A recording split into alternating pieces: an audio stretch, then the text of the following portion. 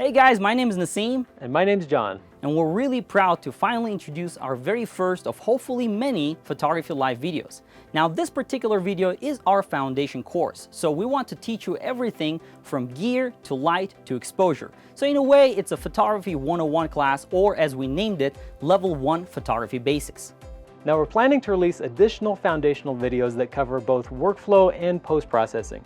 We also have big plans to release future videos that cover more advanced concepts such as advanced post-processing, advanced photographic concepts, optics, and even the business side of photography. So let me tell you a bit about my background. I'm a full-time professional wedding photographer, and I started my business right here in Denver. I'm a Colorado native, but just recently I relocated out to San Francisco and am absolutely loving it so far. I've always been attracted to photographing people, so naturally I started photographing weddings. To me, there's really nothing more enjoyable than spending a wedding day with two people who are in love with each other and capturing all the unique moments that happen throughout the day. Now my background is a little bit different. I'm originally from a country called Uzbekistan, but I've been living in the United States for the past 18 years, specifically in Colorado. My entire life I spent in the information technology field, and while being in that corporate world, I started Photography Live. And it's been a wonderful journey because what started out as a personal blog became an active community of many photographers worldwide. And because of success of Photography Live, I was able to transition from my corporate world environment into running the site full-time and being an active photographer. So John and I met at the local photography event, and once we got to know each other, we realized that we love helping other people learn. And being self-taught, we had our own struggles with learning the photography basics. And when Nassim came to me with the idea of doing an educational video for Photography Life, I jumped at the idea. It's been a great collaboration, and over the last year or so, we've done a lot of filming, we've made a lot of mistakes, and we've learned a lot in the process. Now, both John and I shoot Nikon, but for this particular video, we didn't want to be biased towards a certain brand. So John started out shooting Canon and then eventually transitioned into Nikon. And running Photography Live, I've been having all kinds of access to gear, from mirrorless cameras to a variety of DSLR cameras from different manufacturers. So for this video, we've been doing our best to film everything and using terminology that applies across the board. So who is this video for? We designed this video to be a reference of photography basics for both beginners and professionals. To be honest, while we were filming, both Nassim and I solidified a few concepts that before filming, we were just still a little hazy on. So if you just bought your camera and you are completely overwhelmed with menu options and buttons, this is going to be a great video for you to watch. And even if you're a professional, heck, I've worked with professional photographers who have shot lots of weddings, and if something changes on their camera that's been set a certain way for their entire career, and they don't know how to change it, they're completely out of luck in the middle of a wedding. So no matter what level you are in photography, there's a great chance that you'll benefit from this course.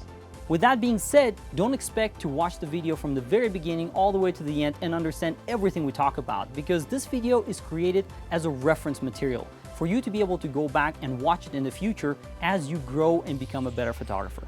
Let's talk about the type of information you'll find in this video. We start out just discussing basic photography genres, and we give examples of each one. Street and travel photography is simply documenting the people, places, and environments, either where you live or where you travel. Next, we talk about camera gear.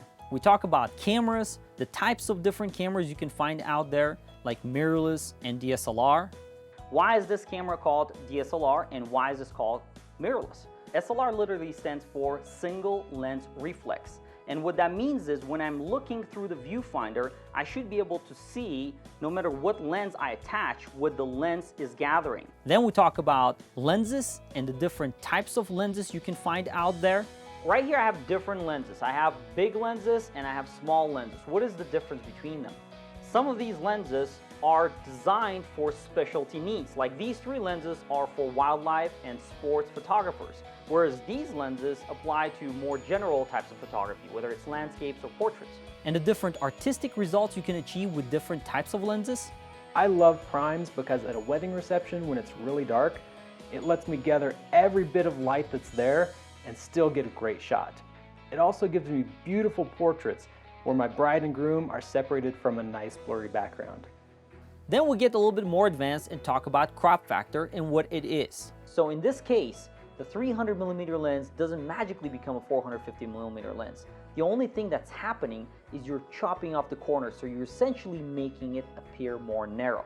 And lastly, we talk about tripods, memory cards, and the different types of accessories you can find out there. Now, if you look at the differences, it's pretty obvious. You know, this one is much shorter. I can fit this in a bag. I can put this in my camera bag or my regular luggage. And the nice thing about this is that it's really lightweight, really portable. In our third section, we discuss light and how important it is to photography. We start off discussing different types of light. In photography, there are two main types of light that you'll be working with. Those are natural light and artificial light. Then we discuss white balance and color temperature. My skin looks normal, the background looks good, grass is green, trees are brown, just like they're supposed to be. But what happens if we change it to a cooler Kelvin setting?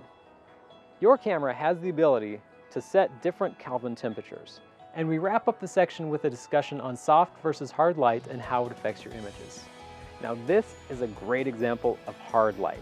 You can see I've got this really hard shadow of my nose here. There's a definite definition between the light and the shadow. It's not a soft gradual fall off anymore. One of the most important concepts for a beginner to master is exposure. And in our exposure chapter, we dive into the exposure triangle. We talk about aperture, shutter speed, and ISO. But that's not the only thing that's happening when you increase ISO. As you push that ISO to really high numbers, you'll start seeing noise, you'll start losing dynamic range, and we'll talk about that later.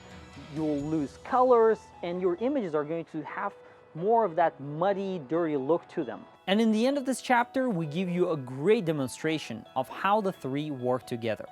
We have gone from f5.6 to f4, so you can see it's a bigger opening, but what's that do to our shutter speed? Well, it's thinner. It's a shorter amount of exposure that we have, so our shutter speed is going to have to be faster in order to let in this greater amount of light and get the same exposure. One of the most difficult concepts for a lot of photographers to understand is depth of field. So we go in depth and discuss the different variables that affect it, as well as some different misconceptions. So if you go back to that concept of imaginary wall, that wall is now starting to run from the beginning, the front of the spine cone, and maybe it's ending right here. Well, because I'm not inside that imaginary wall, I'm not in focus. If you're overwhelmed with all the different settings you have in your camera, we have a separate chapter just to discuss the most important camera settings. We first start out talking about different camera modes. So I bet you can already guess what shutter priority mode does. That's right, it lets you choose the shutter speed while your camera sets the aperture. So why would you want to do that? Well, maybe you're photographing sports or birds, something where you want to freeze the action and have a really fast shutter speed. Or maybe you want to introduce a little motion blur into your images and you want to use a really slow shutter speed. If you don't care what the aperture is set at and you want to prioritize the shutter speed, then go ahead and use shutter priority mode. Then we talk about metering and the different metering modes that are available.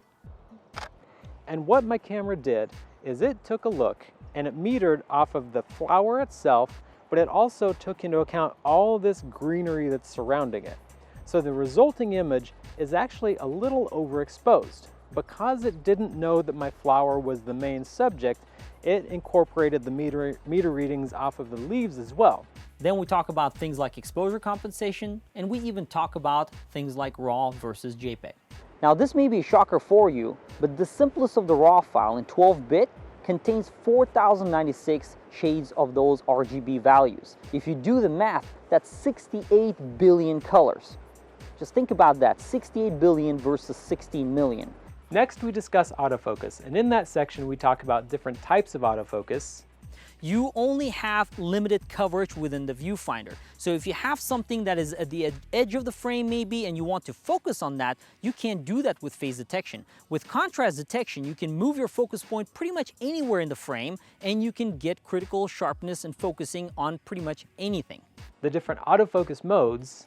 So when you have pressed that shutter release, or if you maybe have focusing on a different button on the back of the camera, when you continue holding that button, it will continuously try to focus on your subject. Once the focus locks on, if your subject moves, it will require focus. And finally, we give you some focusing tips.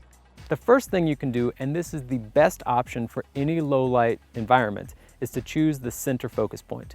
Why is that? Well, the center focus point receives the most light coming through the lens, and that's always going to be the case. but it's also always going to be a cross-type sensor. So not only is it receiving a lot of light, but it has the best chance at finding contrast in your scene and locking focus on your subject. In the next chapter, we talk about the different types of blur and how you can avoid them. Let's do a quick recap. I've got my feet perpendicular to my subject. I have my elbows pushed into my side. I have my hand under my camera and my lens where it's balanced. I have my camera up to my face. Now, the last thing, when you put your camera to your face, you can actually push it against your head a little bit or push your head against your camera. That gives you a little bit of resistance and pressure there, which adds just a little bit more stabilization. We also discussed dynamic range and what it is. Knowing that I'm only taking one image to capture a scene means I also have to be aware that I could be making sacrifices to my image. That means I might have to choose highlights or shadows. If there's too big of a dynamic range, I probably won't be able to capture all of the highlights and the shadows in a single image, so I have to prioritize what do I want to capture, as well as histograms and how you can read them and use them in your photography. The histogram, as you can see towards the left, is almost empty. There's nothing in there, so I'm definitely not losing any data as far as the shadow data is concerned. I've got a lot of the midtones captured just because, again, that midtone now includes the lower part of the sculpture and then a lot of the bushes, but towards the right now I'm pushing far more to the right, and because of that I know that I'm losing way more data than I need. And to take everything that you learned throughout the course, we'll wrap it up into different case studies. First, we go out in the streets and shoot some portraits. I've kind of looked at the background. There's a door over there that I don't want to be in the frame. There's a post, so I've got her far enough down this wall that if I shoot at a bit of an angle, those aren't going to show up. Now, the next thing is the light. So I'm gonna have her face kind of over this way, and what that does, the sun is up here. It's gonna be coming down here, and you can probably see, well, you can see definitely some shadows from my hand on her face, but they're really, really light, they're really diffused, so we know that the shadows and the light are not gonna be very intense.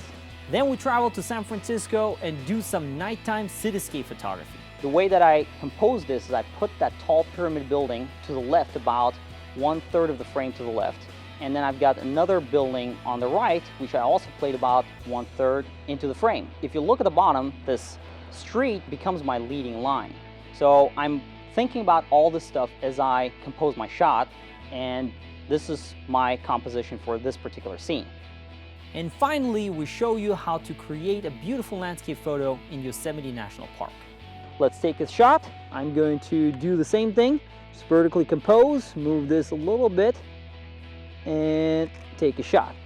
Now, I'm back to 1/60th of a second. I'm not shooting at 200th of a second anymore just because I want to go back and have proper exposure for the middle of the frame.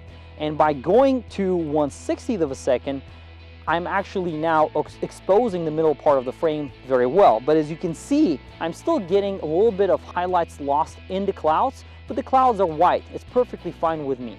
Now keep in mind, we don't want this course to be something that you watch like a movie, sitting back and relaxed. We want you to actively participate. So grab your camera, check out the settings that we talk about, and when you're ready, go outside, take some pictures, come back, and then unpause the video and continue watching it. Make it a learning experience rather than a watching experience. Throughout this video, we'll reference articles that we've written, and we want to give you an easy way to find those. So there's a text file that you'll receive along with the videos, and it's going to have links to all those articles as well as an outline for the entire video so you can see exactly what you can find and where you can find it. It's important to mention just how big this project really is. This particular video is one of our foundational courses, and in the future we have a lot more planned. Just take a look at our outline. These are some of the courses that we'll be offering in the future. So we won't repeat any of the material in this particular video in any of the future videos because it will be assumed that you've already mastered the basics. We're confident that this material is worth every penny, and we want you to be happy with the purchase. But if you watch the video and you're dissatisfied in any way, we will gladly issue a 100% refund. That's how confident we are in this product. We are very excited about this project. We had a great time working together on it, and we can't wait to produce more amazing videos for our readers and viewers to learn from. So we hope you enjoy it, and please let us know if you have any feedback about this video or future videos that you'd like to see.